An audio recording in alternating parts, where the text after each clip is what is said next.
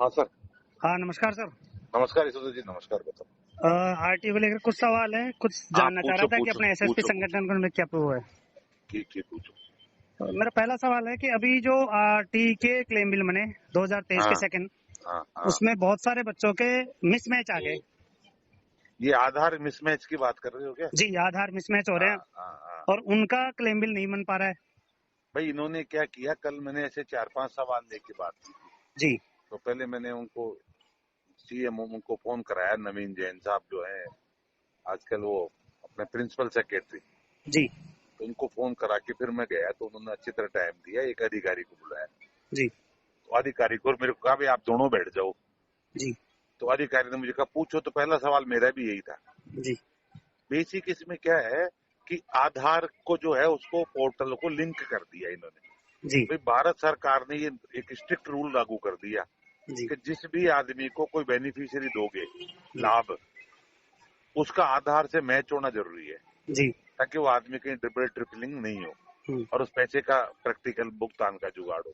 जी अब मैच करते क्या होता है, पेरेंट्स वगैरह ने जो अगर कोई संशोधन कर दिया जी या स्पेलिंग या दूरी वूरी जो भी है वो सब अपने आप कंप्यूटर तो उसको अलग दिखा देता है। जी तो एक तो मैंने कहा भी इसमें, मैंने कहा जी मान लो नाम के स्पेलिंग में ऊंचा नीचा हो रहा है, जी तो आधार में इसमें अलग रहा, हमारे में अलग आ रहा, तो उसका तो उन्होंने कह दिया फोन करके कि भाई इसका 1-2 दिन में ऑप्शन दे दो। जो जो ऐसे मिसमैच, जी जिस मिसमैच से बड़ा अंतर नहीं आ रहा, अच्छा यानी भाव नहीं बदल रहा, यशोधर तिवाड़ी का यशोधर तिवाड़ी है पर जी स्पेलिंग ऊंची नीची हो रही है, उनको तो आजकल में छूट आ जाएगी। जी नंबर सर 1। जी नंबर 2, ऐसे मिसमैच जो पेरेंट ने डेट ऑफ बर्थ बदल दी, जी लेकिन डेट ऑफ बर्थ एज की पॉलिसी में आ रही है। जी आप समझे ना भाई, आरटी में एडमिशन तो एज के अनुसार होता है। बिल्कुल तो अगर उस एज की पॉलिसी में आ रहा है तो उसको भी वो छूट दे देंगे। जी मान लो भाई जनवरी थी, जनवरी की आपने फरवरी कर दी, लेकिन जी बच्चा फिर भी 5 साल का ही हो रहा है, जी यानी फर्स्ट क्लास के या फिर जिस क्लास में आया था उसके लायक है, जी उसको भी छूट दे देंगे। जी लेकिन यदि इतना बड़ा चेंज हो गया, बच्चे की क्लास ही चेंज हो गई, हम्म उसको छूट नहीं देंगे। मैंने कहा जी इसमें क्यों नहीं दोगे? जी तो उनका तर्क ये था कि आप एज के अनुसार क्लास देते तो बच्चा हो सकता उस दिन लायक ही नहीं था, जी आपने झूठ बोलकर लायक बना के फायदा उठा लिया, तो ये तो आपके खिलाफ कार्रवाई और होनी चाहिए, हम तो वसूली और करेंगे ऐसों की। नहीं तो इसमें एक कुछ सवाल ये बनते हैं कि आप कुछ बताओ। गार्जियंस बहुत चालाक होते हैं। गार्जियंस अपने बच्चे को आरटी का फायदा देने के लिए या तो जन्म तिथि हम्म, कम करवा के उसमें फॉर्म भरवा देते हैं या हाँ उसमें संशोधन करा के फॉर्म भर देते हैं, सबमिट करवा देते हैं और उसका हाँ। प्रत्यक्ष सत्यापन हो भी गया। बाद में उन्होंने हम्म, अपने जन्म तिथि सही करवा ली।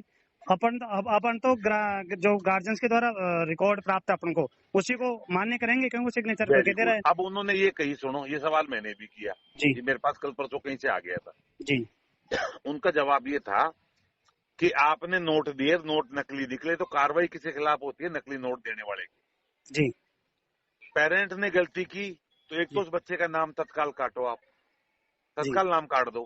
तो मैं नाम काटेंगे, हमारा पैसा तो नहीं आया, बोलो उससे वसूली करो। जैसे हमारे आप गलती करते हो तो हम वसूली नहीं करते, क्या ये आपकी अटक है?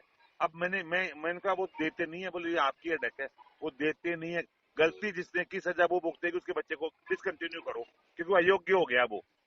हम उसके लिए कुछ नहीं कहेंगे आपको, आप उस सबूत को रखो और बाकायदा नोटिस देते हुए उसको लिखो 7 दिन के अंदर या तो इसको ठीक करें, और ठीक नहीं करते तो आपकी गलती से अयोग्य हो गया। बाकायदा बोली उन्होंने कि आप उसको एक नोटिस जरूर देना है, किसको? पेरेंट को, जो वो आगे के शिकायत करेगा भाई मेरे बच्चे का नाम काट दिया, तो वो जी नोटिस बाल आयोग में सब जगह काम देगा कि आपके द्वारा अपने बच्चे का दिनांक इतने को इस सत्र में एडमिट कराया गया, और तब जब डॉक्यूमेंट्स उपलब्ध कराए गए तो उसमें डेट ऑफ बर्थ वगैरह ये थी जिसके आधार पे बाप का बच्चा क्वालिफाई था।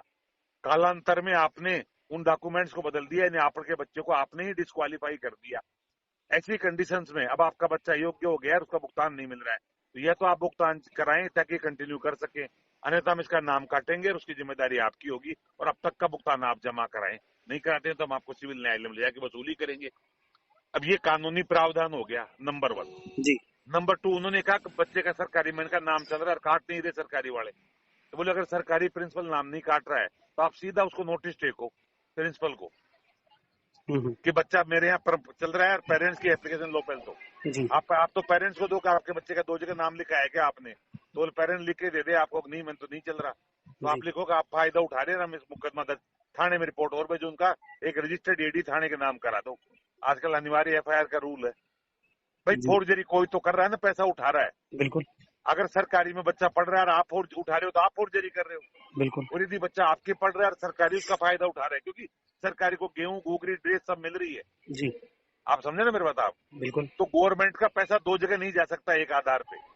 जी उसका उसका उसकी रिपोर्ट दो, और उन्होंने ये भी कहा उसकी एक कॉपी हमें भी दें, ताकि हम उस सरकारी स्कूल से वसूली करने की कार्रवाई करें, जैसे ले, आपसे वसूल करते हैं उनसे भी करेंगे। लेकिन कुछ उदाहरण ऐसे भी मिल रहे हैं कि गार्जियंस ने अपने किसी भी फायदेवश या सरकारी टीचर ने अपने नामांकन बढ़ाने के लिए बच्चे का नाम राइट कर लिया, मैं कह रहा आधार हूँ उसमें कर दोषी दिया, जो भी होगा, उसकी आप समझो मेरी उसकी बात। टीसी भी काट दी, टीसी भी किसने? कट गई उसने टीचर ने, लेकिन फिर भी हाँ, अपने पोर्टल पे उसको सरकारी वो हो उसको। जाएगा, वो हो रहा है, वो हो रहा है आजकल में। अच्छा। अगर टीसी कट गई ना, वो क्लियर हो जाएगा, उसका ऑप्शन आ रहा है। तीसरा एक तीसरा मुख्य सवाल उन्होंने ये एक था कि आधार के हाँ, कुछ बदलाव गार्जियंस ने हाँ, अगर आधार में अपडेशन करवाया, चाहे नाम में करवाया, चाहे हाँ। डीओबी में करवाया, चाहे एड्रेस में करवाया हो, अगर मैंने अपने कहा ना, हाँ, एसआर में जो रिकॉर्ड है उसको आधार के अगर अपडेट करते हैं या उसको संशोधन करते हैं तो क्या हम डिफॉल्ट नहीं होंगे? मैं दूसरी बात कह रहा हूँ। जी उनका दो टूके कहना था कि एडमिशन के टाइम में दिया हुआ दस्तावेज वैलिड होता है, जी राइट? राइट उसी के बेस पे एडमिशन की पात्रता निश्चित होती है, जी और उसी के बेस पे सारे खेल होते हैं दुनिया में। बिल्कुल इसीलिए एसआर को सबसे बड़ा दस्तावेज माना गया बच्चे का। जी सच है। सही है। अब इस एसआर में काट छांट स्कूल ने किया, पेरेंट ने। किसने की? पेरेंट ने। अच्छा तो पेरेंट ने अगर ऐसी काट छांट कर दी जिससे जी उसकी क्वालिफिकेशन ही बदल गई बच्चे की। मान लो जी एसटी में कोई बच्चा आया, जी मैं ब्राह्मण हूं, मैंने मेरे बच्चे का फायदा एसटी लिख के करा लिया, जी तो यार मेरे खिलाफ तो मुकदमा होना चाहिए ना। अब बिल्कुल मैं ब्राह्मण लिख रहा हूं तो मेरा बच्चा 5 साल का था, मैंने 6 साल का कर लिया, तो अयोग्यों के बच्चे निकले, मेरे खिलाफ मुकदमा और हो, कानून थाने में दो उसके खिलाफ लिख के पेरेंट के। भाई बिना आपकी अनुमति के। उन्होंने एक चीज और कही कल नहीं, जी कि अब सारे स्कूलों को आप कह दो पेरेंट्स को एक नोटिस जारी कर दे जी कि आपके बच्चे इसके आधार पे लाभ ले रहे हैं और सारी चीजें चल रही है। यदि आपने कहीं गलती की, गड़बड़ की, तो इसके दोषी आप होंगे, आपके खिलाफ रिपोर्ट दोगे, आपको पैसा जमा कराना पड़ेगा। जी भाई उनका दो दो लब्बो लवाब अंत में एजुकेशन सेक्रेटरी साहब का ये था कि शर्मा जी हम तो दो टूक बात करें, न तो गलत हम करेंगे न करने देंगे। जी अगर मेरा सरकारी प्रिंसिपल गलत कर रहा है आप पॉइंट आउट करिए और थाने में रिपोर्ट दीजिए सीधा, क्योंकि वो भी लाभ उठा रहा है। बिल्कुल और अभी तो जो स्कूल गलती कर रहा है उनको हम इसको काट रहे हैं, और बाद में इसको वेरीफाई भी कराएंगे हम बहुत स्थापन के टाइम। अगर वाकई में बच्चा सरकारी में पाया गया तो हम पैसा वसूलेंगे। और अब एक सांगानेर के स्कूल का उदाहरण दिया उन्होंने, जी और मैं नाम नहीं दूंगा, भाई अपने इसको वायरल करेंगे तो। जी उस वो आगे 3 साल से पैसा उठा रहा है, बच्चा नहीं है तो जी यार किसको दोष दो आप? हाँ अब वो वो तो डबल इन पाया गया ना बच्चा, तो यार हम भी तो, हमें भी तो तर्क मतलब सोचना चाहिए ना ये। बिल्कुल सही। अच्छा जैसे मैं मेरी स्कूल की बात करूं आपको, हमारे 4 बच्चे लाल रेड आ गए, पेरेंट ने बदला दी, हमने उनको नोटिस टेका, नोटिस टेक से पेरेंट ठंडे हो गए, मैं पैसे जमा करा, भाई हमारा क्या लेना देना। हमने कह दिया नाम तो काटूंगा पैसे और लूंगा इसके। तो उनका साहब क्या करे, मैं तू आधार बदला। अब वो कहाँ बदलने जाता, उससे ओटीपी लेकर आधार डाउनलोड किया हमने, जी और ओटीपी ले ली और हमने करेक्शन कर दिया। 4 में 3 सही हो गए, एक का थोड़ा सा कोई गड़बड़ थी, उसके लिए कल जब मैं गया ही मीटिंग में तो उनका हम आरटी वाले पोर्टल वाले बोले हम ही संशोधन दे रहे हैं, आप कर लेना वहीं घर बैठे। तो हो रहा है, ऐसा नहीं है कि संशोधन नहीं हो रहे या करेक्शन नहीं हो रहा। करेक्शन का सब ऑप्शन आएगा, लेकिन हमें ये समझना होगा कि गलती किस स्तर पे हुई। तो अब अपन को ये करना है कि जिस बच्चे के आधार में मिसमैच हो रहा है और वो किसी भी तरीके से नहीं हो रहा है तो हम उसके गार्जियंस को नोटिस दें और नोटिस देके उनसे ये फीस तो वसूल नोटिस करने दे की दो। प्रक्रिया शुरू एक करें। तरीका तो है उसको बाकायदा फोन पे बात करके नोटिस दो, फोन पे बात कर लो, कंफर्म जी नोटिस कागज जाएगा, ये सब प्रक्रिया लंबी है। जी कि देख तेरे आधार गड़बड़ होने तेरे बच्चे का भुगतान रुक गया, अब जी आपको फीस लगेगी आज से, जी और तू इसको बचाना चाहता है तो जैसा स्टार्टिंग में था वही करेक्शन तू करा ला, और तू नहीं कर सकता है तो ला भाई ओटीपी दे।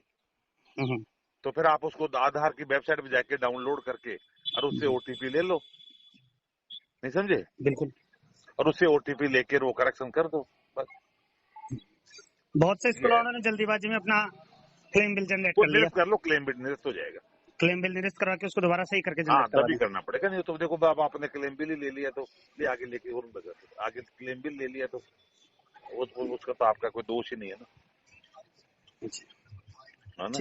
ठीक है सर, ओके, ये थैंक यू। Thank you.